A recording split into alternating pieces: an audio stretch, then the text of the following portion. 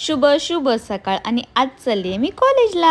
Bus stop वरती ना अर्धा एक तास उभी राहून पण मला बस काही भेटली नाही, म्हणून मी रिक्षानीच कॉलेजला आले। आणि कॉलेजला येऊन पण ना काही फायदा नाही झाला, कारण पहिलं लेक्चर तर मला भेटलं नाही, म्हणून मी सेकंड लेक्चर अटेंड केलं। लेक्चर झाल्यानंतर ना लाईन लावायला गेले मी, राशनची नाही फॉर्म भरायची किती गर्दी आहे बघा। मी तर थक गई। थकून काही फायदा नाहीये, कारण मला मम्मीनी ना खूप सारी कामं सांगितली होती, म्हणून मी भाजी मार्केटला आले। भाजीमध्ये घेतली मी कोबी, फ्लावर, वांगी, मेथी, शेपू, कोथिंबीर, टोमॅटो, मिरच्या आणि मम्मीने स्पेशली मला फुलं आणायला सांगितली होती, ती घेऊन मी घरी गेले आणि मम्मीने मला गरम गरम पोहे दिले आणि त्यानंतर मला भांडी घासायला लावली। किती छान। माझ्या फ्रेंडनी ना मला स्ट्रॉबेरी दिल्या होत्या आणि स्ट्रॉबेरी बघून ना मला स्ट्रॉबेरी मिल्कशेक बनवायचं मन झालं, म्हणून मी ते बनवायला घेतलं।